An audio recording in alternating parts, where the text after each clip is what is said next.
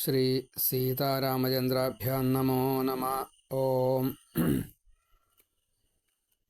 രാമായണം അജ്ഞതയെ ഇല്ലാണ്ടാക്കാൻ ഇത്രയും കൂടുതൽ വിവരങ്ങൾ പറഞ്ഞു തരുന്ന ഒരു ഇതിഹാസം. അതിനെ ആശ്രയിക്കുകയാണ് വേണ്ടത്. ചെറിയതായിട്ടുള്ള രീതിയിൽ കഥ മാത്രം പറഞ്ഞ് അധ്യാത്മരാമായണം 4250 ശ്ലോകങ്ങളിലൂടെ പറഞ്ഞു തന്നു. അത് തന്നെ 24,000 ശ്ലോകങ്ങളിലൂടെ വാൽമീകി നമുക്ക് പറഞ്ഞു തന്നു. രാമൻ, സീത. രാമൻ എന്നുള്ളത് രാമ എന്ന് 2 അക്ഷരം. അക്ഷരങ്ങളുടെ അർത്ഥങ്ങൾ എടുത്താൽ തന്നെ ഈ രാമായണം പഠിച്ചു കഴിഞ്ഞാലത്തെ ഗുണം എന്താ എന്ന് നമുക്ക് മനസ്സിലാവും. സ്വഭാവം മാറും എന്നതാണ് അതിൻ്റെ ഗുണം. രാ എന്നുള്ളത് രാതി, മ എന്നുള്ളത് സത്വരജസ്തമോ ഗുണങ്ങൾ, ത്രിഗുണം. ത്രിഗുണങ്ങളെ മറികടക്കുകയാണ് വേണ്ടത്. രാതി എന്ന് പറഞ്ഞു കഴിഞ്ഞാൽ മറികടക്കുകയാണ്.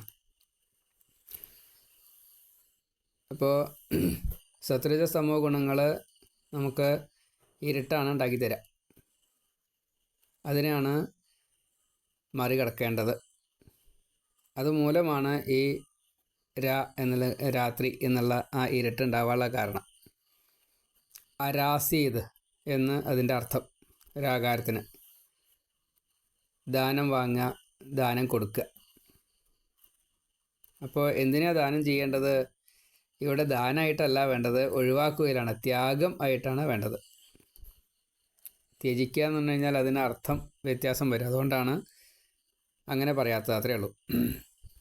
സത്വരജസ്തമോ ഗുണങ്ങളെ മറികടക്കുക, അജ്ഞതയെ മറികടക്കുക. അത് ജീവൻ്റെ ലക്ഷ്യമായതുകൊണ്ട് രാമൻ ജീവനാണ്. ജീവൻ ഈ ശരീരത്തോട് ബന്ധപ്പെടുമ്പോൾ ഉണ്ടാവുന്ന ചില സ്വഭാവങ്ങളിലെ ഏറ്റവും മുഖ്യമായിട്ടുള്ള സ്വഭാവമാണ് രാവണൻ. രാവണൻ എന്നുള്ളത് എന്നിപ്പോൾ നമ്മൾ നേരത്തെ പറഞ്ഞു അജ്ഞത എന്ന്. എന്നുള്ളത് സാദൃശ്യം എന്നാണ്, സദൃശത. അതേപോലെ തോന്നുക എന്നുവെച്ചാൽ ഇരുട്ട് പോലെ തോന്നുകയാണ്. നകാരം ജ്ഞാനമാണ്. അപ്പോൾ ജ്ഞാനം ആണ് ശരിക്കും വേണ്ടത്. പക്ഷെ ഉള്ളതെന്താ? ഈ അജ്ഞാന സദൃശമായിട്ടുള്ള ജ്ഞാനമാണ്. രാവണന് ജ്ഞാനമുണ്ട്, എല്ലാ അർത്ഥത്തിലും രാവണന് ജ്ഞാനമുണ്ട്. പക്ഷേ ആ ജ്ഞാനം മുഴുവൻ അജ്ഞാനം എന്ന് വെച്ചാൽ 2 അർത്ഥത്തിൽ അജ്ഞാനം എന്ന് പറയും. ഒന്ന് സംശയത്തോട് കൂടിയിട്ടുള്ള ജ്ഞാനം, മറ്റത് നിഷേധത്തോട് കൂടിയിട്ടുള്ള ജ്ഞാനം. ഇവിടെ നാസ്തിക രീതിയിലാണ് ഇവിടെ രാവണന് ഈ ജ്ഞാനമുണ്ടായത്. ആ അജ്ഞാനം അത് ഇരുട്ടിന് സദൃശമായിട്ടുള്ള ഈ ജ്ഞാനം. ഇപ്പം എന്താ കാര്യം? കൊളുത്താത്ത വിളക്ക് പോലെ. അതാണ് അതിൻ്റെ കൂടെ നിൽക്കുന്നതാണ് കുംഭകർണൻ. കുംഭകർണൻ എന്ന് പറഞ്ഞു കഴിഞ്ഞാൽ നമ്മളിപ്പോൾ വലിയ ഒരു മല കണ്ടു വയ്ക്കുക, അതിനെ മറികടക്കാൻ നമ്മളെ കൊണ്ട് വയ്യ. ഒരു വലിയ നദി കണ്ടു, അല്ലെങ്കിൽ ഒരു സമുദ്രം കണ്ടു, മറികടക്കാൻ വയ്യ. ഇങ്ങനെ ഒരു തോന്നലാണ് കുംഭകർണൻ. ആലസ്യം അല്ലെങ്കിൽ ക്രോധം, ഈ ഒരു ഭാവ തമോ ഗുണമാണ്. ഊണുറക്കും. വലിയ മത്സ്യത്തെ കണ്ടു കഴിഞ്ഞാൽ പൊന്മ കണ്ണടക്കില്ലേ? അതേപോലെ അത്ര വിദ്യാഭ്യാസം ഇല്ലാത്ത ഒരാൾ, മഹാജ്ഞാനിയായിട്ടൊരാൾ വന്നു കഴിഞ്ഞാൽ ഇപ്പോൾ ഉമ്മർത്തിരിക്കുക വെച്ചാൽ ഉമ്മർത്ത് മെല്ലെ അദ്ദേഹം മാറും. ഈ അജ്ഞാനി മാറും, ജ്ഞാനിയുടെ മുമ്പിലേക്ക് എത്തില്ല. അതേപോലെ തന്നെ പരീക്ഷാകാലം വിദ്യാർത്ഥികൾക്ക് ധാരാളം പഠിക്കാനുണ്ടാവും, വലിയ വലിയ പുസ്തകങ്ങളൊക്കെ പഠിക്കാനുണ്ടാവും. അപ്പോൾ അതിൽ നിന്ന് മെല്ലെ ഒഴിഞ്ഞു മാറും, എന്നിട്ട് സൂത്ര വഴി എന്തെങ്കിലും നോക്കും. അതാണ് കുംഭകർണൻ. അത് വേണ്ട രീതിയിലാവില്ല. അപ്പോഴാണ് ഈ ക്രോധവും കാര്യങ്ങളൊക്കെ വരിക. കാമം ക്രോധമായിട്ടാണ് രാവണനെയും കുംഭകർണനെയും പറയാറുമെങ്കിലും അതിൻ്റെ കാരണം ഈ അജ്ഞതയാണ്. രാവണൻ്റെ അജ്ഞതയും കുംഭകർണൻ്റെ ആലസ്യവും. നമുക്ക് അറിയാമല്ലോ, നമ്മൾ കൂടുതൽ ഊണ് കഴിച്ചു കഴിഞ്ഞാൽ നമുക്ക് ഉറക്കം തന്നെയാണ്. അതൊരു വല്ലാത്തൊരു അവസ്ഥയാണ്. അപ്പം ഇങ്ങനെ രാവണനെയും കുംഭകർണനെയും രാമനെയും മനസ്സിലാക്കിയാലാണ് സീതയിലേക്ക് നമുക്ക് എത്താൻ തന്നെ സാധിക്കുള്ളൂ. സീത എന്നുള്ളത് ആത്മജ്ഞാനാണ്, ജീവനെ അറിയുവാനുള്ള കഴിവ്. അതാണ് സീത. ഉഴവുചാലിൽ നിന്ന് കിട്ടി എന്നാണ്. ഭൂമിയെ ഉഴുതുന്ന സമയത്ത്, നമ്മുടെ ശരീരം ഭൂമിയാണ്. ഈ ശരീരത്തിൽ ജീവൻ പ്രവേശിക്കുമ്പോൾ ആ ശരീരത്തിലുള്ളതായിട്ടുള്ള പഞ്ചേന്ദ്രിയങ്ങൾ, ജ്ഞാനം പ്ലസ് മനസ്സ്, പഞ്ചേന്ദ്രിയ ജ്ഞാനവും മനസ്സുകൊണ്ട് ചിന്തിക്കുന്നതും കൂടിയിട്ട് 6 തരത്തിലാണ് ചിന്ത വരിക, ജ്ഞാനങ്ങളെ കിട്ടുക. അത് നന്നായിട്ട് ഒഴുമ്പോഴാണ് യഥാർത്ഥത്തിലുള്ള ജ്ഞാനം കിട്ടുക. വേണ്ടത് കാണാൻ സാധിക്കുക, വേണ്ടത് കേൾക്കാൻ സാധിക്കുക, വേണ്ടതേ തൊടാവൂ. അപ്പം ഇങ്ങനെ ഓരോന്നും മനസ്സിലാക്കേണ്ടത് എന്താണ്, ചിന്തിക്കേണ്ടത് എന്താണ്, അതാണ് സീത. അപ്പോൾ സീതയെ നമ്മൾ എന്താ ചെയ്യേണ്ടത്? എത്രത്തോളം സീതയെ സ്വീകരിക്കാൻ പറ്റുമോ അത്രത്തോളം സീതയെ സ്വീകരിച്ചാലാണ് ഈ ജ്ഞാനം എന്നുള്ളത് കിട്ടുക. ആ സീത നമ്മിൽ നിന്ന് ലേശം പോയി എന്ന് കൂട്ടുക. സീത പോയി കഴിഞ്ഞാൽ, ജ്ഞാനം പോയി കഴിഞ്ഞാൽ എന്താ ഉണ്ടാവുക? ഇരുട്ടിലാണ്. പിന്നെ വല്ലാത്ത ദുഃഖമായാലും വേണ്ടില്ല, മറ്റ് പലതരത്തിലുള്ള വിഷമങ്ങളാണ് ഉണ്ടാവുക. നിഴൽ പോലെ കൂടെ നടന്നയാളാണ് ലക്ഷ്മണൻ. ലക്ഷ്മണൻ എന്നുള്ളത് കർമ്മമാണ്, ലക്ഷ്യം. അതിനെ തരണം ചെയ്യാനുള്ള മാർഗമായിട്ടാണ്, ലക്ഷ്യത്തിലേക്ക് എത്താനുള്ള ആ മാർഗമായിട്ടാണ് ലക്ഷ്മണൻ. കർമ്മമാണ് ലക്ഷ്മണൻ. അതുകൊണ്ടാണ് അനന്തൻ പാമ്പാണ്. കർമ്മം എന്നാ പറയുക, കർമ്മപാശം. അപ്പോൾ ലക്ഷ്മണൻ എപ്പോഴും നമ്മളെ കൂടെയുണ്ട്. ത്രേതായുഗ ആയതുകൊണ്ടാണ് താഴെ അനുജനായിട്ട് ജനിച്ചത്. അത് ദ്വാപരാന്ത്യം കലിയുഗത്തിലായപ്പോഴേക്കും ഏട്ടനായി, ബലരാമനായി. അപ്പോൾ നമുക്ക് കർമ്മം ചെയ്യാതിരിക്കാൻ സാധിക്കില്ല. കർമ്മം നമ്മുടെ നിഴൽ കൂടെ ഉണ്ടാവുന്ന. എന്തുകൊണ്ട് അങ്ങനെ കൂടെ വരണു? പൂർവ്വജന്മവാസനയായിട്ട് വരിക. പൂർവ്വജന്മവാസനയായിട്ട് വരുമ്പോൾ ഈ കർമ്മം നമ്മളെ കൊണ്ട് മനസ്സിനാൽ പ്രേരിപ്പിക്കപ്പെട്ടുകൊണ്ട് പ്രാരബ്ധം തീർക്കാനായിക്കൊണ്ട് പഞ്ചേന്ദ്രിയങ്ങളിലൂടെ മനസ്സിലൂടെ ചിന്തിക്കുക, പ്രവർത്തിക്കുക, പറയുക, 3 ത്രികരണങ്ങൾ എന്നാ പറയുക, അത് ചെയ്യിക്കുക തന്നെ ചെയ്യും. അപ്പോൾ ഈ കർമ്മം ചെയ്യുമ്പോൾ കർമ്മത്തിന് ഫലമുണ്ട്. ആ ഫലത്തിൻ്റെ സ്വീകരണമാണ് പ്രാരബ്ധം. അതെൻ്റെ അനുഭവമാണ് പ്രാരബ്ധം. അത് ചിലപ്പോൾ സുഖമാവും, ചിലപ്പോൾ ദുഃഖമാവും. ഈ കർമ്മത്തിൻ്റെ ഫലമായിട്ട് കിട്ടുന്നത് ചിലപ്പോൾ പാപമാവും, ചിലപ്പോൾ പുണ്യവും. സുഖദുഃഖങ്ങൾ ശരീരത്തിനും, പുണ്യപാപങ്ങൾ മനസ്സിനും, പുണ്യപാപങ്ങൾ ജീവനും. ഇങ്ങനെയാണ് വരിക. അതേപോലെ തന്നെയാണ് കൂടെ വന്നുള്ള 2 സഹോദരന്മാർ, ഭരതനും ശത്രുഘ്നനും. ഭരതൻ എന്നുള്ളത് നാം നമ്മെ തന്നെ ഭരിക്കുകയാണ് വേണ്ടത്. എങ്ങനെയാണ് ഭരിക്കേണ്ടത്? ഈ ദേഹവും ദേഹസംബന്ധിയായിട്ടുള്ള ബന്ധങ്ങളും സംഘങ്ങളും മുഴുവൻ ഈ ജീവനും മനസ്സും കൂടിയിട്ട് ഭരിക്കുക തന്നെ വേണം. അതിന് ബുദ്ധി ഉപയോഗിക്കാതെ കൊണ്ട് സാധിക്കില്ല. ആ വിശകലന ബുദ്ധി, വിശകലന കഴിവ് അത് വേണ്ട രീതിയിലായിട്ടില്ലെങ്കിൽ, അത് ജ്ഞാനമില്ലെങ്കിൽ നടക്കില്ല. അപ്പോൾ ഭരതൻ്റെ ഏറ്റവും പ്രധാനപ്പെട്ടതായിട്ടുള്ള ഗുണം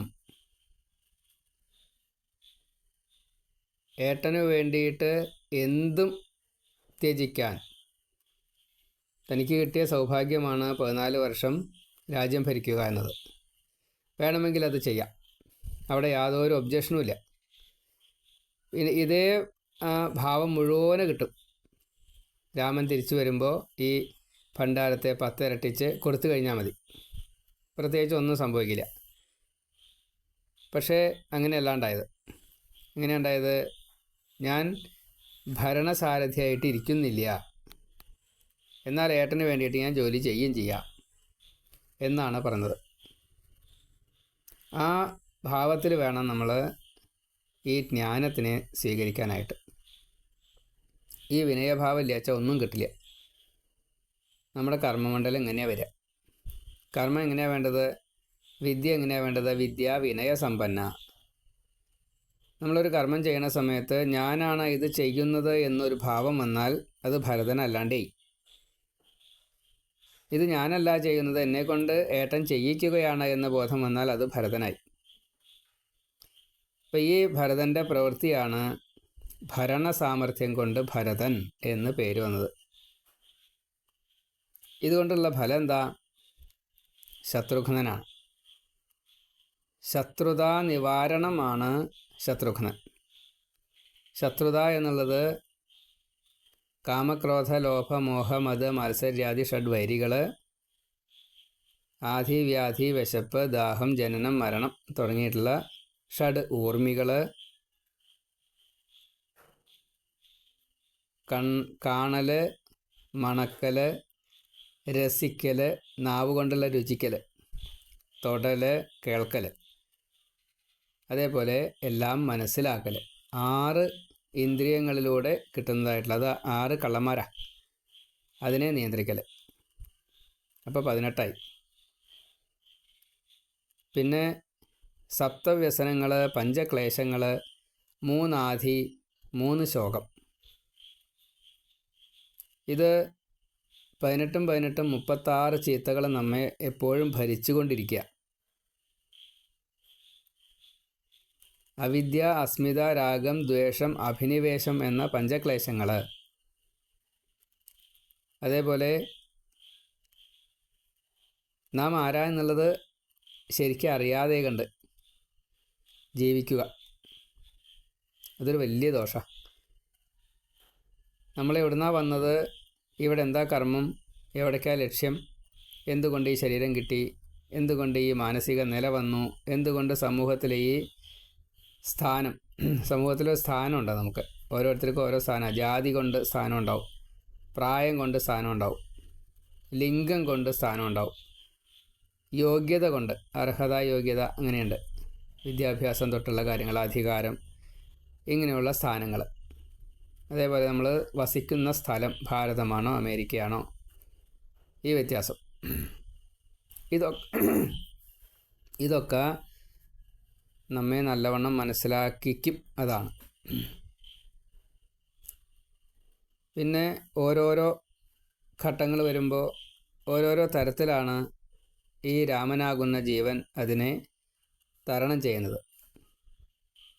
നമുക്കെല്ലാവർക്കും ഉണ്ട് ബാല്യകാലമുണ്ട്, അച്ഛനമ്മമാരെ സന്തോഷിപ്പിക്കുക. അവിടെ രാമൻ അച്ഛനമ്മമാരെ സന്തോഷിപ്പിക്കുന്ന സമയത്ത് ഒരു കാര്യം പ്രത്യേകമായിട്ട് പറയുന്നുണ്ട്. രാമായണം എത്ര കാലമായി ഉണ്ടായിട്ട് പറയാൻ പറ്റില്ല, അത്രയും പഴക്കമുണ്ട് രാമായണത്തിന്. നമ്മൾ വിചാരിക്കുന്നതിനേക്കാൾ കൂടുതൽ പഴക്കമുണ്ട്. ഭാഗവതം എന്ന് പറഞ്ഞു കഴിഞ്ഞാൽ 5100 ചില്ലാനും കൊല്ലം എന്ന 5127 കൊല്ലം എന്നൊക്കെ പറയാം. പക്ഷേ രാമായണം അങ്ങനെയല്ല. രാമായണം യുഗയുഗാന്തരാണ്. അപ്പോൾ അവിടെ പറഞ്ഞിരിക്കണു, അച്ഛ അമ്മയെ വരൂ, നമുക്ക് ഒരുമിച്ചിരുന്ന് ഊണ് കഴിക്കാം. എല്ലാ കുട്ടികളും കൂടെയുണ്ട്, 4 കുട്ടികളും കൂടെയുണ്ട്. അച്ഛ അമ്മമാരെ വരൂ, നമുക്ക് ഒരുമിച്ചിരുന്ന് ഊണ് കഴിക്കാം എന്നാ. ഇന്നും ആ നിയമത്തിൻ്റെ വലിയൊരു പ്രാധാന്യം നമ്മൾ പറയാറുണ്ട്. കൗൺസിലിങ്ങിലൊക്കെ വളരെയധികം. കൂട്ടുകുടുംബം അല്ലാത്ത സമയത്ത്, അണു കുടുംബമായിട്ടുള്ള ഈ സമയത്ത് ഒരു നേരമെങ്കിലും ഒരുമിച്ചിരുന്ന് ഊണ് കഴിക്കൂ, പരസ്പരം ഉള്ളു തുറന്ന് സംസാരിക്കൂ, കുറ്റങ്ങളും കുറവുകളും അതേപോലെ തന്നെ ഗുണങ്ങളും മേന്മകളും തുറന്നിട്ട് പറയൂ. അപ്പോൾ അത് പരിഹരിക്കാൻ അങ്ങോട്ടും ഇങ്ങോട്ടും സാധിക്കും.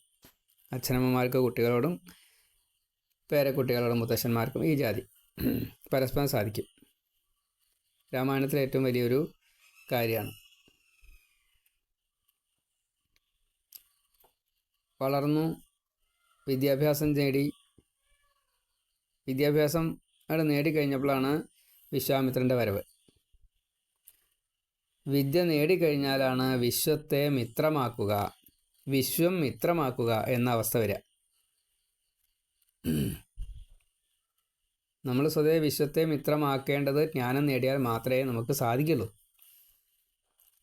ആ സമയത്താണ്, ഈ ജ്ഞാനം നേടുമ്പോഴാണ് യാഗപൂജാദി കാര്യങ്ങളൊക്കെ ചെയ്യുക എന്നൊരവസ്ഥ. വിശ്വാമിത്രൻ്റെ യാഗം പൂർത്തീകരിക്കാനല്ല, നമ്മുടെ യാഗം പൂർത്തീകരിക്കാനാണ്. അപ്പോൾ അവിടെ തടസ്സമായിട്ട് നിന്നത് സുബാഹുവും മാരീചന. ആ സുബാഹു അത് പഴിച്ചു. നല്ല കൈ ഉണ്ടായിട്ടും വേണ്ടത് ചെയ്തില്ല, എന്താ ചെയ്യുക? അപ്പോൾ വധിക്കുക തന്നെ വേണം. ചീത്ത കാര്യങ്ങളാണ് ചെയ്യണമെങ്കിലേ. മാരീചൻ അത് മായപ്പന്മാനാ, മൃഗവാസനയാണ്. അത് നമ്മളെ മയക്കും. പ്രകൃതിയിലുള്ളത് എന്തോ ഒന്ന്, മിന്നുന്നതെല്ലാം പൊന്നല്ല. ആ മാരീചനെ നമ്മളെന്തേ ചെയ്യാൻ പറ്റുള്ളൂ? അകറ്റുക മാത്രമേ പറ്റുള്ളൂ. എപ്പോഴാണോ അവസരം ആ സമയത്തെ വധിക്കാൻ പറ്റൂ. ജ്ഞാനത്തെ നഷ്ടപ്പെട്ട് കഴിഞ്ഞപ്പോഴാണ് ഈ മായയാണ് കാരണമെന്ന് മനസ്സിലാക്കിയിട്ട് ആ മാനിനെ വധിച്ചത്. ബാക്കിയുള്ളത് കഥയാണ്. രാവണ നിഗ്രഹം വരെയുള്ളതൊക്കെ കഥയാണ്. കാരണം ഈ മായ നമ്മളെ ബാധിച്ചപ്പോൾ ഈ രാവണൻ നമ്മുടെ ഉള്ളിൽ കയറി, ഈ കുംഭകർണൻ നമ്മുടെ ഉള്ളിൽ കയറി, ഈ രാക്ഷസം തമോ ഗുണം നമ്മുടെ ഉള്ളിൽ കയറി. അപ്പോൾ അതിനെ പെട്ടെന്ന് അങ്ങോട്ട് വാഷ് ചെയ്ത് കളയാൻ പറ്റില്ല. വലിയൊരു യുദ്ധം തന്നെ വേണം. ആ യുദ്ധമാണ് ഇവിടുന്ന് അങ്ങോട്ട് മാരീചനെ കൊന്നതിൻ്റെ ശേഷമുള്ള മായാബോധം.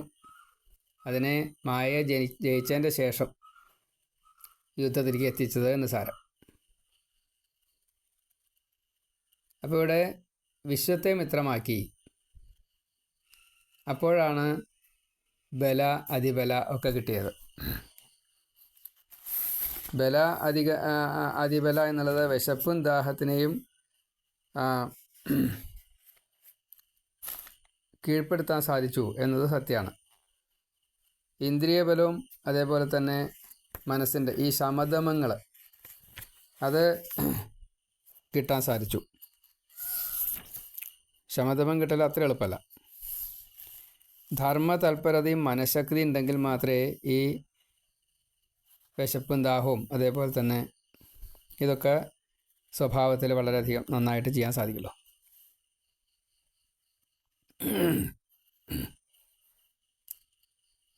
ഇപ്പോൾ സ്വഭാവത്തിൽ ഇങ്ങനെ പലതും നേടിക്കഴിഞ്ഞാൽ മാത്രമേ നമുക്ക് ഈ താടകയെ വധിക്കാൻ സാധിക്കുള്ളൂ.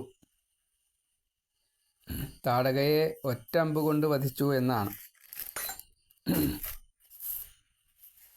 ഓരോ ഇതിനും അർത്ഥങ്ങളുണ്ട്.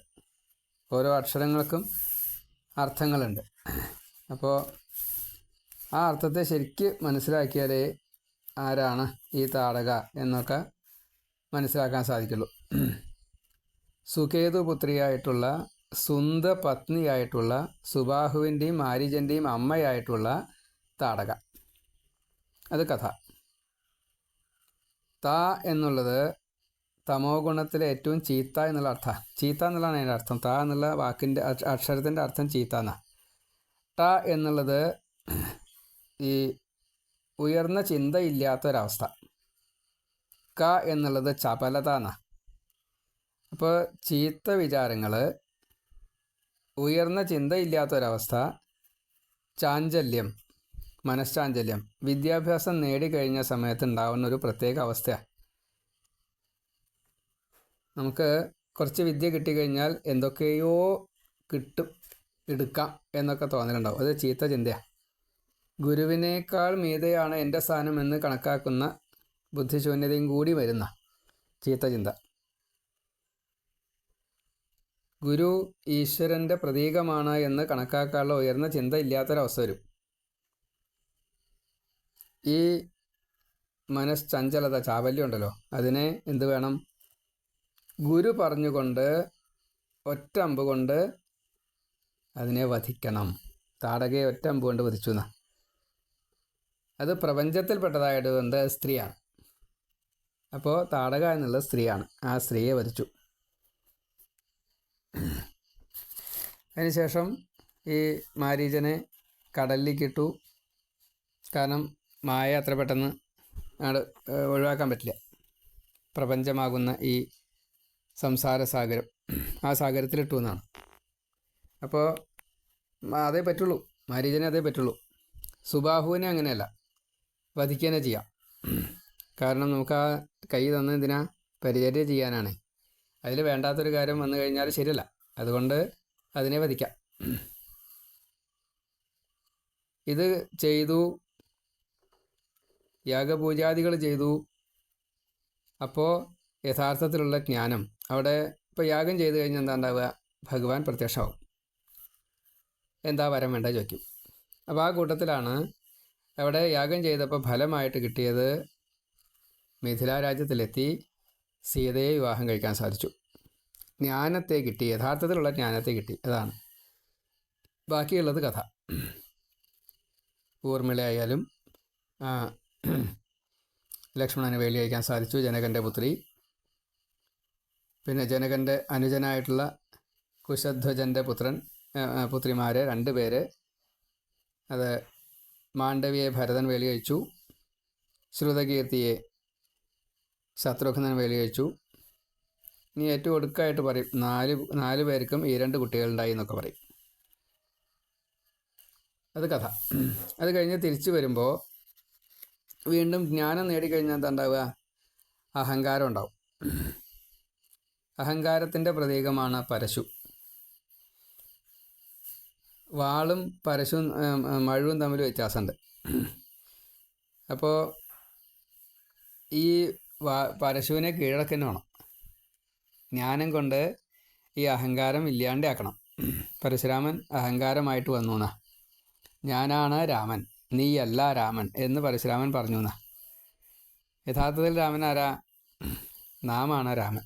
നമ്മിലുള്ള ഭാവമാണ് ഞാനിപ്പോൾ വിദ്യ നേടി, ഞാൻ കേമനായിരിക്കണു.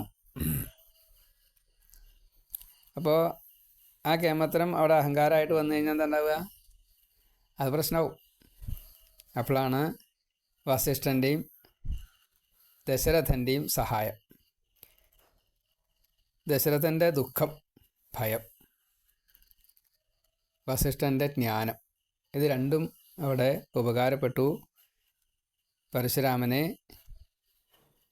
പരശുരാമൻ്റേതായിട്ടുള്ള ഈ അഹം തീർത്തുകൊണ്ട്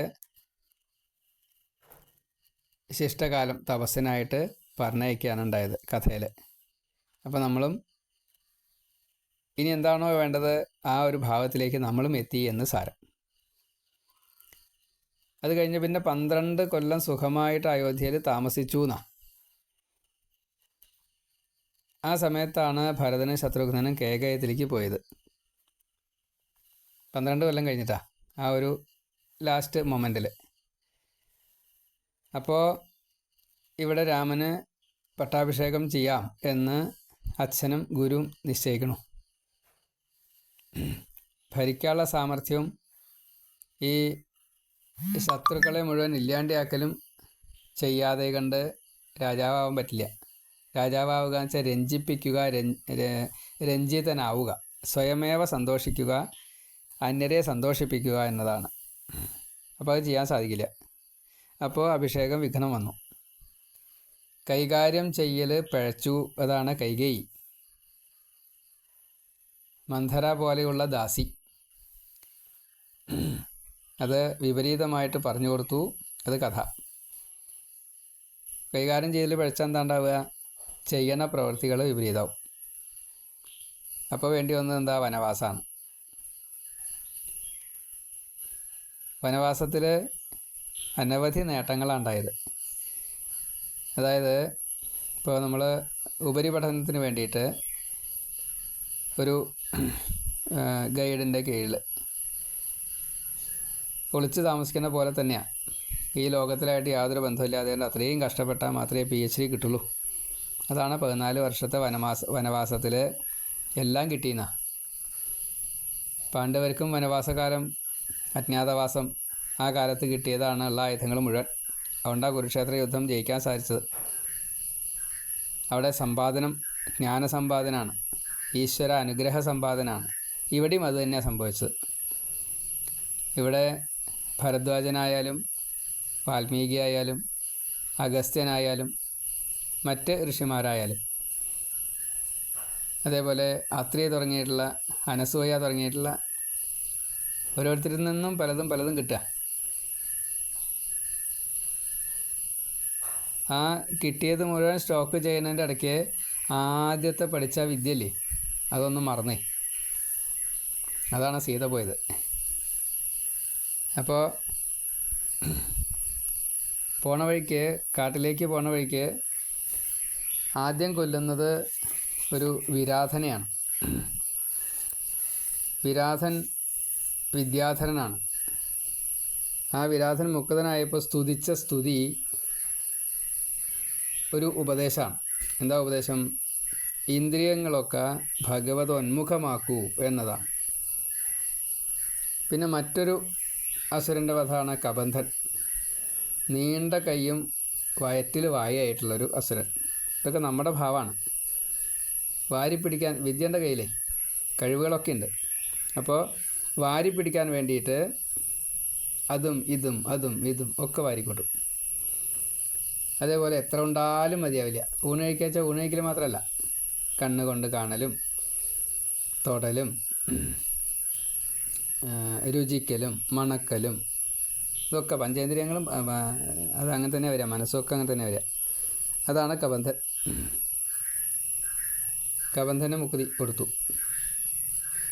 ഇനി ഖരദൂഷണ ത്രിശിരസ്സുകൾ. ഖരൻ എന്നുള്ളത് ഖം എന്നുള്ളത് ഇന്ദ്രിയം എന്നാ. രകാരം ഇരുട്ട രജോ ഗുണമാണ്. അപ്പോൾ ഇന്ദ്രിയങ്ങൾക്ക് അടിമപ്പെട്ടതായിട്ടുള്ള ഒരു രജോ ഗുണിയാണ് ഖരൻ. ദൂഷണം എന്നുള്ളത് സ്വയമേവ ദുഷിച്ച് അന്യനെ ദുഷിപ്പിക്കുന്ന ഭാവമാണ്. ത്രിശിരസ് എന്നുള്ളത് സത്വരജസ്തമോ ഗുണങ്ങളാണ്. 14,000 രാക്ഷസര എന്നുള്ളത് ചീത്ത ഗുണങ്ങളെയാണ് കാണിച്ചത്. അത് മുഴുവൻ ഒരു മുഹൂർത്തം കൊണ്ട് 3.25 നാഴിക കൊണ്ട് വധിച്ചു എന്നതാണ്. അപ്പോൾ ഈ ഖരദൂഷണ ത്രിശിരസ്സുകൾ നമ്മളെ വല്ലാണ്ട് ഇടയ്ക്കിടയ്ക്ക് ഭരിക്കുന്ന ഒരു തവണ ഇതിൽ കാണിച്ചുള്ളൂ വെച്ചാലും. വിഭീഷണനെ പോലെ ഒരു സഹായിയെ കിട്ടണമെന്നാണ്. എങ്ങനെയാണ് വേണ്ടത്? ഭയമില്ലാത്തൊരവസ്ഥ. ഭയം വരികയാണെന്ന് വെച്ചാൽ അതിനെ നിശേഷം ഇല്ലാണ്ടാക്കി തരും.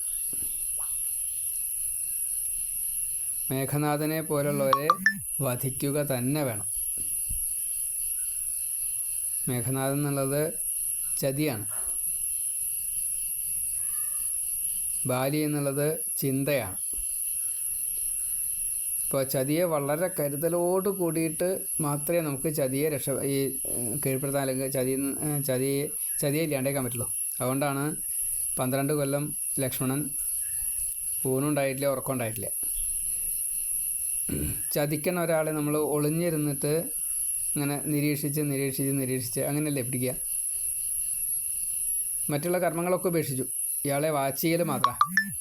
അതാണ് 12 വർഷം ഉണയിക്കലും ഇല്ല, ഉണ്ണലും ഇല്ല, ഉറങ്ങലും ഇല്ല. അങ്ങനെയാണ് മേഘനാഥനെ വരിച്ചത്.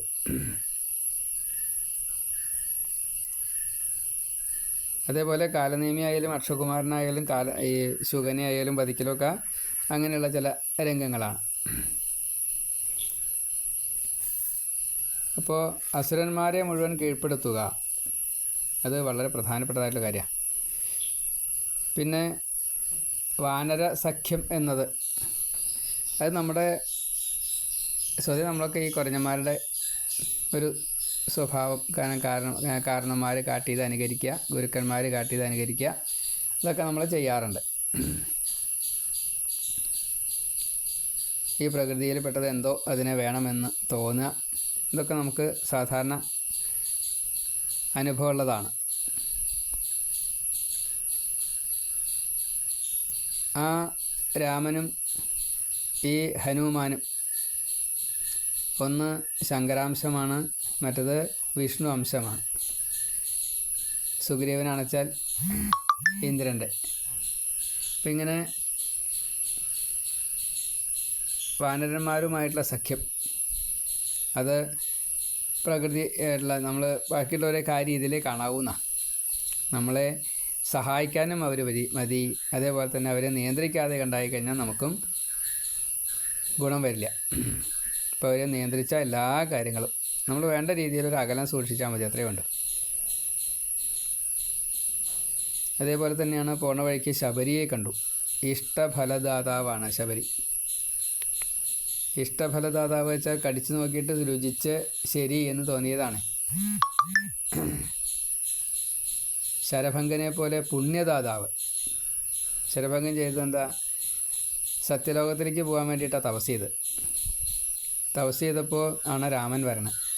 അപ്പോൾ രാമനെ കണ്ടുകൊണ്ട് രാമനാമം ജപിച്ചുകൊണ്ട് മുക്തി നേടി.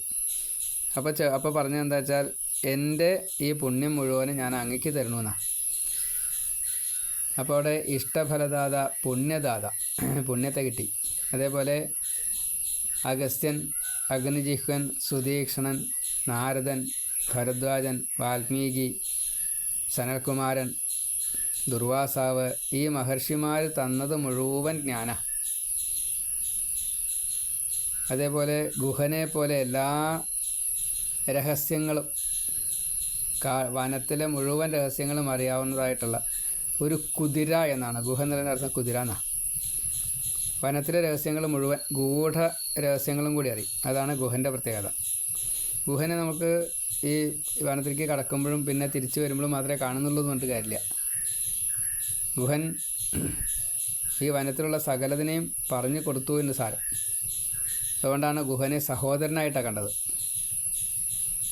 രാവണൻ, കുംഭകർണൻ, വിഭീഷണൻ, ഗുഹൻ 4 സഹോദരന്മാരാണ്.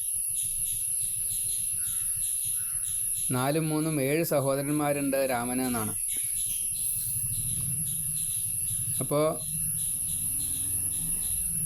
രാമായണത്തിലെ ഏതൊരു കഥാസന്ദർഭം എടുത്താലും, ഏതൊരു കഥാപാത്രങ്ങളെ എടുത്താലും, രാമൻ്റെ അച്ഛൻ ദശരഥൻ 10 ഇന്ദ്രിയങ്ങളെ വേണ്ട രീതിയിൽ നിയന്ത്രിക്കാൻ കഴിവുള്ളവൻ എന്നാണ്. 10 ദിക്കിലേക്കും രഥം ഒരേപോലെ സഞ്ചരിപ്പിച്ചുകൊണ്ട് യുദ്ധം ചെയ്യാൻ സാധിക്കും, തിരിച്ചുകൊണ്ട് യുദ്ധം ചെയ്യാൻ സാധിക്കും. 10 ദിക്കാണ് നമുക്ക്. ഈ 10 ദിക്കിൽ 10 ഭാവങ്ങളുണ്ടെന്നാണ്. എല്ലാറ്റിൻ്റെയും കാരണം സൃഷ്ടി എന്നുള്ളൊരവസ്ഥയാണ്. അത് ബ്രഹ്മാവാണ്, അതൊരു കാരണമാണ്. അതേപോലെ ഇന്ദ്രിയം, അതൊരു കാരണം. ആഹാരം സ്വീകരിക്കുന്നത് മുഴുവൻ അതൊരു കാരണം. മൃത്യു, മരണത്തെ ജയിക്കാൻ സാധിക്കും. പാപം, പൂർവജന്മവും ഈ ജന്മത്തിലെയും. പിന്നെ ജന്മം, എന്തുകൊണ്ട് മനുഷ്യ ശരീരം കിട്ടി. പിന്നെ പ്രാണൻ, ഊർജം ഉണ്ടെങ്കിലാണ് ശരീരം കൊണ്ട് പ്രവർത്തിക്കാൻ സാധിക്കുള്ളൂ. പിന്നെ ധനം, അതായത് വായു ആയാലും വെള്ളമായാലും ഇതൊക്കെ ധനത്തിലാണ് പെടുക, വസ്തു എന്നുള്ളതായിരിക്കാം പെടുക. അതേപോലെ ജ്ഞാനം, എന്ത് കിട്ടിയാലും അതിനൊരു ജ്ഞാനത്തോട് കൂടിയിട്ട് വേണം ഉപയോഗിക്കാൻ എന്നർത്ഥം, അതാണ്. പിന്നെ സഹനശക്തി, ഇങ്ങനെ 10 ഭാവങ്ങളാണ്. ഈ ദശരഥൻ അത് അച്ഛൻ്റെ ഭാവത്തിലാണ്. ഈ ജ്ഞാനങ്ങൾ കാരണമായാലും ശരി, ഇന്ദ്രിയമായാലും ശരി, ആഹാരം, മൃത്യു, പാപം, ജന്മം, പ്രാണൻ, ധനം, ജ്ഞാനം, തിദിക്ഷ, ഈ 10 ഭാവങ്ങൾ 10 ദിക്കുകളായിട്ടാണ് കണക്കാക്കുക ഈ ദശരഥ ഭാവം. അതേപോലെ തന്നെയാണ് അമ്മമാർ, കൗസല്യ, സുമിത്ര, കൈകേയി. കൗസല്യ എന്ന് പറഞ്ഞു കഴിഞ്ഞാൽ കുശലതയാണ്. സുമിത്ര എന്നുള്ളത് മിത്രതയാണ്. കൈകേയി എന്നുള്ളത് കൈകാര്യം ചെയ്യാനുള്ള കഴിവാണ്. അപ്പോൾ ഏത് തരത്തിലാണോ നാം ജീവിക്കേണ്ടത് അത് 2-3 ശ്ലോകങ്ങൾ നമുക്കവിടെ ഒരു പ്രത്യേക രീതിയിൽ അതിനെ എടുക്കാൻ സാധിക്കും. കൗസല്യ ഭഗവാനോട് രാമനെ രക്ഷിക്കാൻ വേണ്ടിയിട്ട് പറയുന്നതാണ്, സർവേ ദേവ സഗന്ധർവ ബ്രഹ്മവിഷ്ണു ശിവാദയ രക്ഷന്തു ത്വാം സദായാന്തം തിഷ്ഠന്തം നിദ്രയായുധം. എല്ലാ ദേവന്മാരും, ഗന്ധർവന്മാർ തൊട്ടുള്ള 8 തരത്തിൽപ്പെട്ട ദേവന്മാരും ത്രിമൂർത്തികളും അങ്ങയെ രക്ഷിക്കുമാറാകട്ടെ, രാമനെ രക്ഷിക്കുമാറാകട്ടെ. അത് നടക്കുന്നതായാലും ശരി, നിൽക്കുന്നതായാലും ശരി, ഉറങ്ങുമ്പോഴായാലും ശരി, എല്ലാ സമയത്തും സദാസമയത്തും രക്ഷിക്കുമാറാകട്ടെ. അതേപോലെ തന്നെയാണ് അഗ്രേ യാസ്യാമ്യഹം പശ്ചാത്വം അന്വേഹി ധനുർധര ആവയോർ മധ്യഗാ സീത മായേവ ആത്മപരാത്മനോ. രാമൻ ലക്ഷ്മണനോട് പറയാ, നടുക്കിൽ സീത, പിന്നിൽ ലക്ഷ്മണൻ, മുമ്പിൽ രാമൻ. അഗ്രേ യാസ്യാമി അഹം, ഞാൻ മുമ്പിൽ ഇങ്ങനെ നടന്നോളാം. പശ്ചാത് ത്വം അന്വേഹി ധനുർധര, എന്നെ നീ പിന്തുടരുക തന്നെ വേണം. ആവയോഹോ മധ്യഗാ സീത, നമ്മുടെ മധ്യത്തിലായിക്കൊണ്ട്. അപ്പോൾ ജീവനും കർമ്മവും അതിൻ്റെ നടുക്ക് ജ്ഞാനവും. അതെങ്ങനെയാണ്? മായ ഇവ ആത്മപരാത്മനോ, ആത്മാവാകുന്ന ജീവൻ, പരമാത്മാവാകുന്ന ഈശ്വരൻ, അതിൻ്റെ നടുക്കിൽ ഈ മായ. നമുക്ക് മായയാണ് തടസ്സേ, അങ്ങോട്ട് കടക്കാൻ പറ്റില്ല, ജ്ഞാനത്തെ കിട്ടില്ല. പരമാത്മാവിനെ ഈ ജീവാത്മാവിന് അറിയാൻ സാധിക്കുന്നില്ല. ജീവാത്മാവിനെ നമുക്കറിയാൻ തടസ്സമുണ്ട്, അത് ശരീരമാണ്. അതിൻ്റെ അടുത്ത സ്റ്റെപ്പാണ് ഈ പരമാത്മാവിനെ ജീവാത്മാവിനെ അറിയുക എന്നുള്ളത്. അത് മായ കാരണം. അതേപോലെ തന്നെ കുടുംബജീവിതത്തിൽ ഏറ്റവും കൂടുതൽ സ്വാധീനിക്കുന്നതായിട്ടുള്ളൊരു വലിയ ഉപദേശമാണ് ബ്രാഹ്മണ പത്നിമാർ സീതയ്ക്ക് കൊടുക്കുന്നത്. ശുശ്രൂഷണപര നിത്യം രാമമനുവ്രത പാതിവ്രത്യം ഉപാലംബ്യ തിഷ്ഠ വത്സേ യഥാ സുഖം. ഇത്രയും നല്ലൊരു ഉപദേശം വേറെ ഉണ്ടാവും തോന്നുന്നില്ല. ഒരു ഭാര്യയായിട്ട് ഒരു ഗൃഹത്തിലേക്ക് കയറി ചെല്ലുമ്പോൾ ആ ഭർത്താവാണ് പിന്നെ, ഇവിടെ 10 വയസ്സ് വരെയുള്ളൂ അച്ഛനും അമ്മയൊക്കെ, ഭർത്താവാണ് അച്ഛനേക്കാൾ മീതെ, ഗോത്രടക്കം മാറും. അപ്പോൾ അതുകൊണ്ട് ഭർത്താവിനെ ഈശ്വരനായിട്ട് കാണൂ, എപ്പോഴും ശുശ്രൂഷിക്കൂ, എപ്പോഴും അനുവ്രതത്തെ ചെയ്യൂ. അതാണ് പാതിവ്രത്യം. രാമൻ എന്താണോ ചെയ്യുന്നത് വെച്ചാൽ അത് തന്നെയാണ് സീത ചെയ്യുക, അനുകൂലമായിട്ടേ ചെയ്യുള്ളൂ മുഴുവൻ. ഭർത്താവിൻ്റെ ബന്ധുക്കളാണ് സ്വന്തം ബന്ധുക്കൾ, ഭർത്താവിൻ്റെ സ്വത്താണ് സ്വന്തം സ്വത്ത്, ഭർത്താവിൻ്റെ ഗോത്രമാണ് സ്വന്തം ഗോത്രം, ഭർത്താവിൻ്റേത് മാത്രമാണ് ഞാൻ. അപ്പോൾ ഇവിടെ ഭർത്താവ് എന്നുള്ളത് ഭഗവാൻ, നമ്മൾ ഈ ശരീരത്തോടു കൂടി ബന്ധപ്പെട്ടതായിട്ടുള്ള ജീവൻ. അപ്പോൾ എപ്പോഴും ഒരു ശുശ്രൂഷ ചെയ്യുന്ന രീതിയിൽ വേണം സേവനം ചെയ്യാനായിട്ട്. നഴ്സ് കിടപ്പ് രോഗികളെ ചെയ്യുന്ന പോലെ, അതാണ് പാതിവ്രത്യം. അമ്മ ഈ 6 മാസം വരെ പ്രായമുള്ള ചെറിയ പിഞ്ചു കുട്ടികളെ ശുശ്രൂഷിക്കുന്നത് പോലെ, ലാളന ചെയ്യുന്ന പോലെ, സംരക്ഷിക്കുന്നത് പോലെ. ഇങ്ങനെ രാമായണം നമ്മുടെ നിത്യജീവിതത്തിൽ നമ്മുടെ സ്വഭാവത്തെ എത്ര വേണമെങ്കിലും സ്വാധീനിക്കും. ഈ കഥാപാത്രങ്ങൾ എങ്ങനെയാണ് ഭഗവാനുമായിട്ട് ബന്ധപ്പെട്ടത്, ഭഗവാൻ എങ്ങനെയാണ് ഇവരെ സ്വീകരിച്ചത്, അവർക്ക് അങ്ങോട്ട് കൊടുത്തത് എന്ത്, അവരിൽ നിന്ന് ഇങ്ങോട്ട് വാങ്ങിയത് എന്ത്, ചെയ്യേണ്ടതെന്ത്, ചെയ്യരുതാത്തത് എന്ത്, ഇത് നമ്മൾ അറിഞ്ഞ് രാമായണത്തെ പഠിക്കുകയാണെങ്കിൽ അത് വലിയ സ്വഭാവ മാറ്റത്തിന് കാരണമാവും. ഈ തീവ്രവാദമൊന്നും ഉണ്ടാവില്ല, ഉറപ്പ്. ഈ കബന്ധൻ്റെ കാര്യം മാത്രം ആലോചിച്ചാൽ മതി, എന്നാൽ പിന്നെ തീവ്രവാദം ഉണ്ടാവില്ല. എന്തിനാ തീവ്രവാദം? അത് വേണം, ഇത് വേണം, ഞാനാണത് മുഴുവൻ, എൻ്റേതാണ് മുഴുവൻ. അതേപോലെ തന്നെ അഴിമതി തൊട്ടുള്ള കാര്യങ്ങളൊന്നും ഉണ്ടാവില്ല. അന്യനെ വഞ്ചിക്കുക തുടങ്ങിയുള്ള കാര്യങ്ങൾ ചിന്തിക്കുക പോലുമില്ല. ഭരതൻ കൈകേയിയോട് പറയുന്നത് അതാ. അവിടെ വാക്ക് കുറച്ച് രൂക്ഷമാണെങ്കിലും ഞാൻ അമ്മയുടെ പുത്രനാവാൻ ആഗ്രഹിക്കുന്നില്ല, പുത്രനായതുകൊണ്ടാണ് എനിക്കിപ്പോൾ ഈ മനോവിഷമം ഉണ്ടായത്. അപ്പോൾ ആ ഒരു ഭാവത്തിൽ നമുക്ക് എന്ത് ചെയ്യാൻ സാധിക്കണം? ഉയരാൻ സാധിക്കണം. അത് രാമായണത്തിലൂടെ സാധിക്കുമെന്നുള്ള കാര്യത്തിൽ യാതൊരു തർക്കമില്ല. നിത്യജീവിതത്തിൽ എല്ലാ ദിവസവും രാമായണം കുട്ടിക്കാലം മുതൽ തന്നെ വായിക്കണം എന്നാണ്. രാമായണത്തിലെ കഷ്ടിച്ച് മനസ്സിലാക്കാറാവുമ്പോഴേക്കും വിവാഹപ്രായം എത്തിയിട്ടുണ്ടാവും. ആദ്യം ഭാരതം വായിക്കണം, തത്വങ്ങൾ മനസ്സിലാക്കണം എന്നാ. പിന്നെ കുറച്ചുകൂടി കഴിയുമ്പോൾ രാമായണം വായിക്കണം, അതിന് ശേഷമാണ് ഭാഗവതം വായിക്കേണ്ടതെന്ന്. ഇങ്ങനെ പറയാനുള്ള കാരണം എന്താ? അത് ക്രമത്തിലായാലേ നമുക്ക് അവിടേക്ക് എത്താൻ സാധിക്കുള്ളൂ എന്നുള്ളതാണ്.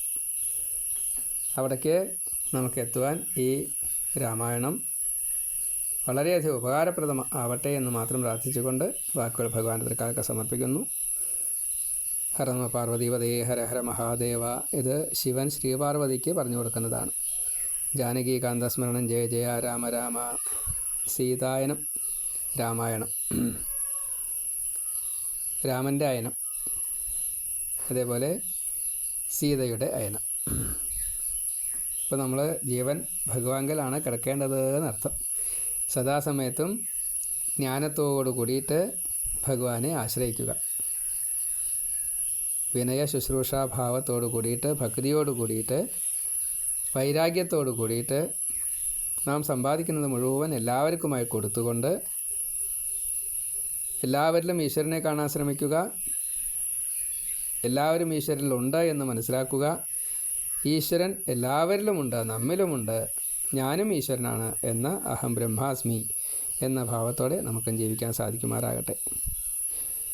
സർവത്ര ഗോവിന്ദ നാമസങ്കീർത്തനം. ഗോവിന്ദ ഗോവിന്ദ. നാരായണ നാരായണ നാരായണ നാരായണ നാരായണ.